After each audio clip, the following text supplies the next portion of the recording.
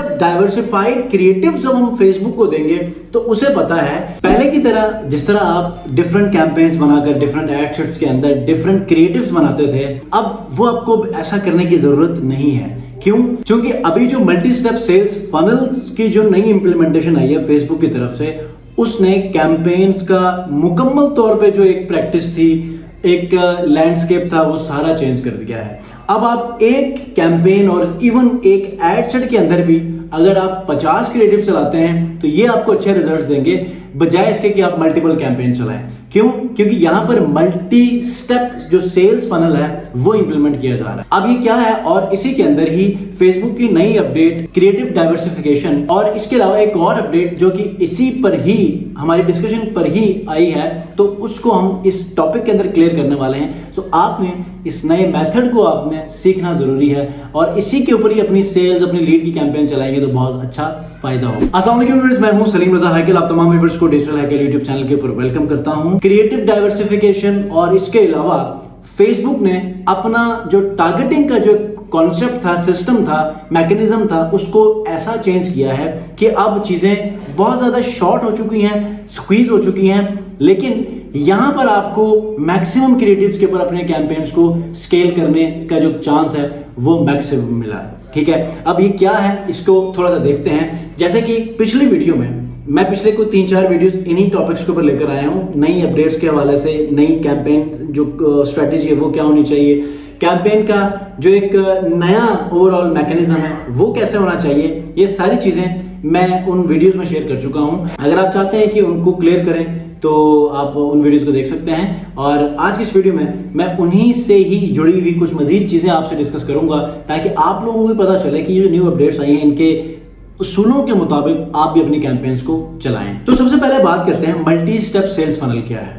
पहले हम लोग एक एक कैंपेन के अंदर अलग अलग सेल्स की स्ट्रेटेजीज हम लोग डिफाइन करते थे। फॉर एग्जांपल अगर हमने बिजनेस शुरू करना है नया नया, तो शुरू में अवेयरनेस कैंपेन, फिर सेल्स की, कुछ अरसे बाद फिर हम रीटारगेटिंग करते थे, एक पूरा फनल सिस्टम को फॉलो करते थे। अब क्या कर रहा है फेसबुक कि अभी आप मैक्सिमम क्रिएटिव्स को एक ही एड सेट के अंदर रखें तो उन क्रिएटिव्स को सिर्फ उन्हीं लोगों को ही दिखाएगा कि जिनको वो क्रिएटिव सूट करती हैं। फॉर एग्जांपल आपने एक एड सेट के अंदर 20 क्रिएटिव्स बना लिए जिसके अंदर आपके टॉप ऑफ फनल के भी क्रिएटिव्स हैं, मिडल ऑफ फनल के भी क्रिएटिव्स हैं और बॉटम ऑफ फनल के क्रिएटिव्स भी हैं। अब ये एक ही एड सेट के अंदर है, तो फेसबुक खुद अपनी डिस्ट्रीब्यूशन करेगा कि कौन से बंदे को कौन सा क्रिएटिव दिखाना चाहिए और उसका प्रीवियस हिस्ट्री में उसकी नेचर क्या है किसी भी चीज को कन्वर्ट करने के लिए, किसी भी ऐड के ऊपर लीड को सबमिट करने के लिए। तो फेसबुक अब इस चीज को खुद मैनेज कर रहा है। तो हमें क्या करना है, मल्टी स्टेप सेल्स के ऊपर या मल्टी स्टेप लीड्स कैंपेन के ऊपर फोकस करना है और मैक्सिमम क्रिएटिव्स देने हैं।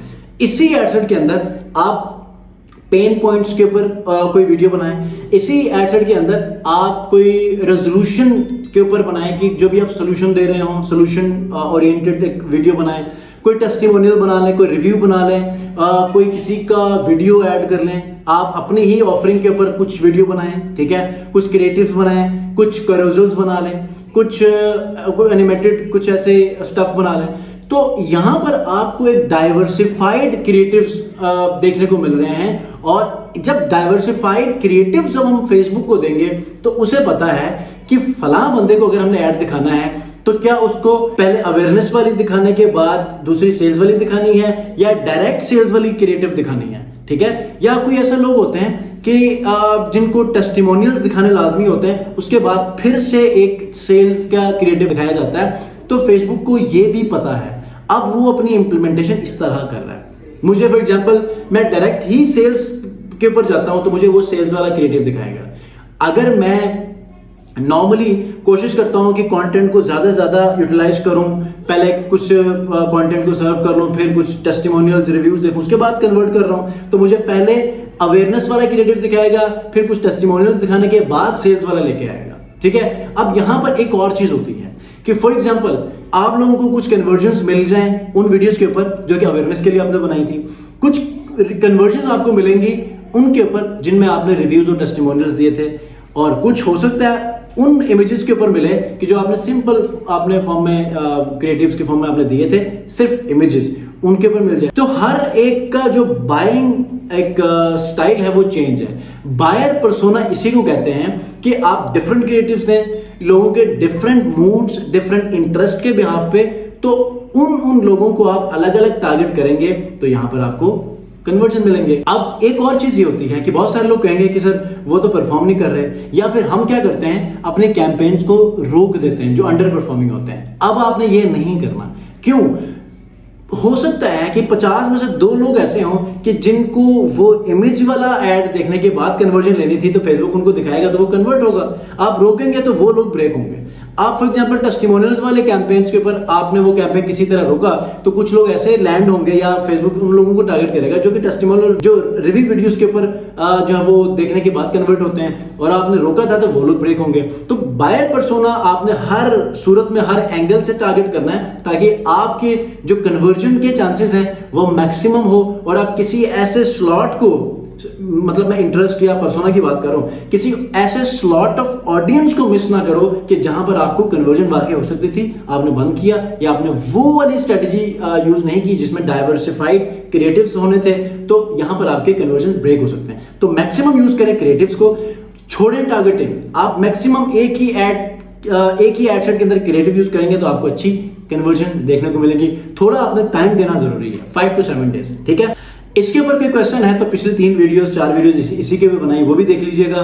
फिर भी आप समझते हैं कि कोई ऐसा पॉइंट है कि जो यहाँ पर कवर नहीं हुआ है, तो आप मुझे इंस्टाग्राम डिजिटल हाइकल के ऊपर पूछ सकते हैं, नीचे वीडियो के कमेंट भी पूछ सकते हैं, मैं आपको उसको आंसर करने की पूरी कोशिश करूंगा। नेक्स्ट वीडियो मिलते हैं, अपना बहुत ख्याल रखिए, अल्लाह हाफ़िज़।